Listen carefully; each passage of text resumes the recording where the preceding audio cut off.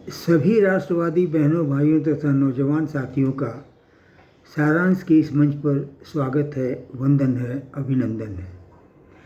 दोस्तों, आपसे गुजारिश है कि मेहरबानी करके इस चैनल को सब्सक्राइब ज़रूर कर लीजिएगा तथा इस वीडियो को लाइक करना और शेयर करना हरगिज़ नहीं भूलिएगा। इसके लिए हम आपके आभारी रहेंगे। जय श्री राम। दोस्तों, इस वीडियो का शीर्षक देना चाहते हैं लोकमत और लोकतंत्र। हमारा देश एक संप्रभु राष्ट्र है तथा यह एक संसदीय लोकतांत्रिक व्यवस्था है। इसमें सर्वोच्च संस्था होती है सदन, संसद।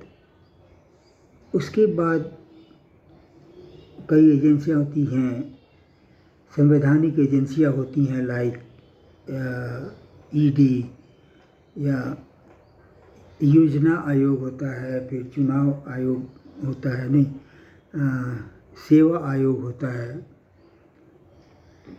ये फिर क्या उसको कहते हैं, सीबीआई, आईबी, एनआईए, अंत में इलेक्शन कमीशन ऑफ इंडिया। ये व्यवस्था होती है।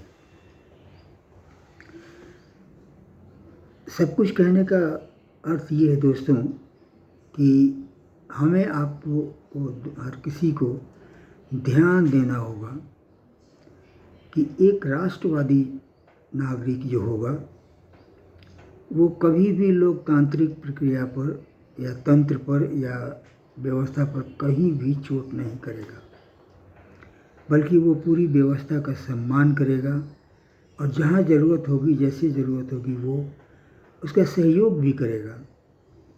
लेकिन यदि कोई व्यक्ति लोकतांत्रिक व्यवस्था के विरुद्ध खड़ा होता है, यहाँ की चुनावी प्रक्रिया को वो खारिज करता है और किसी संवैधानिक संस्था पर आरोप लगाता है, वो संस्था तैयार है अपना ये देने के लिए कि उनसे कहता है कि आप मुझे दीजिए मटेरियल जो आप जिसके आधार पर कह रहे हैं कुछ गलत। जैसे चुनाव आयोग को इन्होंने कह दिया कि ये वोट चोरी करता है। ये लोग दोस्तों, इन्हें कभी भी राष्ट्रवादी माना ही नहीं जा सकता। स्पष्ट रूप से ये लोकतंत्र के विरोधी हैं, इसलिए हमारे राष्ट्र के लिए राष्ट्रद्रोही हैं। अब आते हैं, ये हमने कहा कि संसद जो है सो सर्वोच्च संस्था है, किंतु उसके ऊपर होता है लोकमत, यानी लोगों का मैंडेट।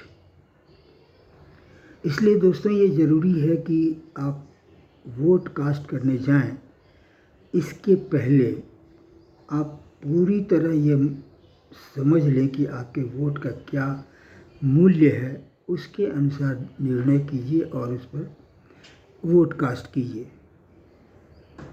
लेकिन ये निर्णय होगा कैसे? होता क्या है कि जैसे एक उदाहरण के लिए मैं बता रहा हूँ, आप समझिए। या पहले इसी को देखते हैं कि होता क्या है कि लोग आपस में चर्चा करते हैं, अखबार पढ़ते हैं, पत्रिकाएं पढ़ते हैं, फिर इलेक्ट्रॉनिक मीडिया से न्यूज़ सुनते हैं। ये विभिन्न स्रोत हैं जिनसे उनको जानकारी मिलती है, आपस में चर्चा करते हैं, डिबेट करते हैं और उसके बाद अपना निर्णय लेते हैं कि हमको इसको वोट देना है और वो इस निर्णय पर अडिग रहते हैं। यहाँ पर मैं एक बात आपसे कहना चाहूँगा, शेयर करना चाहूँगा कि दोस्तों, व्यक्तिगत निर्णय व्यक्तिगत जीवन में प्रभावी होता है और उसका महत्व है। सामूहिक जीवन में, सामाजिक जीवन में या राष्ट्र के जीवन में व्यक्तिगत महत्व का, चुनाव का कोई महत्व नहीं है, व्यक्तिगत निर्णय का कोई महत्व नहीं। इसलिए इस बात में कभी कोई बुरा न माने कि आपको वो निर्णय लेना पड़ रहा है जो आपको पसंद नहीं है, इससे नहीं ना फर्क पड़ता है। अब देखिए कि निर्णय लेने की बात, आखिर हम लोग किस बात पर अपना व्यक्तिगत राय करते हैं। इसमें कोविड के समय सभी लोगों ने कहा, विदेशी सरकारें कही कि सबसे ज़्यादा वर्स्ट पोजीशन जो होगा वो इंडिया में होगा, क्योंकि इसके पास उतने आईसीसीयू नहीं हैं, उतना ऑक्सीजन सप्लाई नहीं है, इसलिए बहुत ही बुरा हाल और हाईएस्ट मोर्टेलिटी होगा। लेकिन उस सरकार ने हाउस लॉक का निर्णय लिया, आप अपने घर में बंद हो जाइए। ये कह के उसने एक व्यक्ति का दूसरे व्यक्ति से कम्युनिकेशन का जो संपर्क होता है उसे ब्रेक कर दिया। ये स्प्रेड करने से चेक हो गया। और दूसरा सबसे महत्वपूर्ण कि यहाँ इस कंट्री के ICMR ने वैक्सीन डेवलप किया और फाइजर के अगेंस्ट डेवलप किया। केवल एक अमेरिकी कंपनी थी जो फाइजर, जिसने वैक्सीन ये किया था। हमारी वैक्सीन उसके बाद कमर्शियल लेवल पर विकसित हुई। इसका पहला डोज प्रधानमंत्री ने स्वयं लिया था कि पूरे देश के लोगों को मुफ्त में दिया गया। कुछ अभागे जो थे उन्होंने नहीं लिया, कहा कि ये तो भाजपा का वैक्सीन है, असर नहीं करेगा। कुछ लोगों ने कहा कि रिएक्शन कर जाएगा, नहीं लिया। जबकि ये पूरे विश्व में सप्लाई किया भारत ने, जिसमें अधिकांश देशों में निःशुल्क। ये काम आज तक एक से एक प्रतिभावान प्रधानमंत्री हुए, ये परिणाम कभी किसी ने हासिल किया है? नहीं किया। लोग कह सकते हैं कि ये तो ICMR का अचीवमेंट है। यही ICMR आपके टाइम में क्यों काम नहीं करती?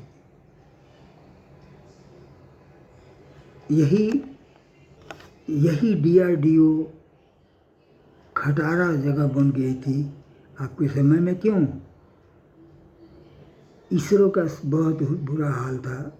जिस देश के प्रधानमंत्री अपने नाती का बर्थडे जहाज में मनाते थे, और यहाँ प्रोजेक्ट करने वाला रॉकेट जो था सो साइकिल से कैरी होता था, ये थी आपकी व्यवस्था। लेकिन आज ये लोग भूल जाते हैं और निर्णय लेते हैं तात्कालिक। इसलिए कहना है कि चुनाव का निर्णय कभी भी व्यक्तिगत निर्णय मत रखिए। हाँ, हमारा निर्णय हमारा स्वयं का है, इसलिए कि हम उससे सहमत हैं। क्यों नहीं कीजिए? इसके दो वैलिड कारण हैं ऐसा कहने का कि दोस्तों, यहाँ जितने भी ईसाई प्रमुख स्टेट हैं या डिस्ट्रिक्ट हैं, वहाँ के चर्च जो हैं वो इन्फ्लुएंस करते हैं इलेक्शन के रिज़ल्ट को। और शायद जुम्मे की नमाज जो मस्जिद में अदा की जाती है, उसके बाद की जो तकरीर होती है वो तय करती है चुनाव के परिणाम को। लेकिन इन लोगों में का एक पैटर्न भी है। सबसे ख़ास बात ये है कि वो किसी को वोट नहीं देते हैं, एक ही को वोट देते, एक ही निर्णय उनका होता है और वो हमेशा वही होता स्थिर है। वो ये जो भी पार्टी भाजपा को हराने का मादा रखती है उसे ये वोट देंगे। तो इसके अलावा अब कुछ और लोग हैं जो लोकतंत्र के लिए चिंता का विषय है। इनके सभी मतदाता जो हैं सो लोकतंत्र के लिए चिंता का विषय जरूर है। अलावा इसके वे लोग जो सेकुलर बीमारी से ग्रसित हैं, जो सीधे बात की गई हो, no politics, no political discussion. You fool, you don't appreciate that this political decision is going to influence and determine your quality of life in the coming 5 years, and rather more than that. जो भी हो, ये तीनों वर्ग लोकतंत्र के लिए समस्या है। बच जाता है यहाँ का बहुसंख्यक समाज। तो दोस्तों, यदि आप चाहते हैं कि यहाँ वो सरकार बने जो राष्ट्रवादी हो, जो राष्ट्र के लिए सोचता हो, जो विदेश से आकर के विदेशी शक्तियों की वकालत नहीं करता हो या उनके दिए गए एजेंडे पर नहीं चलता हो, जो सरकार आपका विकास करता है और कहा जाए कि आज वर्ल्ड में 4th most important military power जो है इस देश का है, वो बनाता है। यानी जो पार्टी वर्तमान में है वो निश्चित रूप से किसी भी तर्क के आधार पर ऐसा नहीं लगता है कि उसे मताधिकार नहीं दिया जाए, मतदान नहीं दिया जाए। लेकिन मेरा कहना है कि यदि लगता भी है तो लोकतंत्र की हिफाजत के लिए हम सबको इकट्ठा होना होगा और सामूहिक निर्णय जो होगा वही करना होगा, क्योंकि सबसे ज़्यादा खतरे में बहुसंख्यक आबादी है दोस्तों। विपरीत परिस्थितियों में यह देश लोकतांत्रिक नहीं रहेगा। संविधान कितना लागू होगा और कितना मुख्य कानून चलेगा, ये देखने वाली बात होगी। और उससे भी अधिक हमारी बेटी बहुओं पर, हमारी औरतों की पवित्रता पर सीधा आघात होगा। ये विभाजन की विभीषिका तक हुआ है, इसके बाद के दंगों में हुआ है। इसलिए दोस्तों, एक रहिए, संगठित रहिए, क्योंकि विदेशी शक्तियाँ तख्ता पलट की तैयारी में हैं और ये जितने विदेशी एजेंट हैं ये सब भाजपा के विरुद्ध बात करते हैं, एक एक अक्षर विरुद्ध। सावधान रहिए, सचेत रहिए और विवेकपूर्ण निर्णय लीजिए। आपसे ये निवेदन है। जय श्री राम।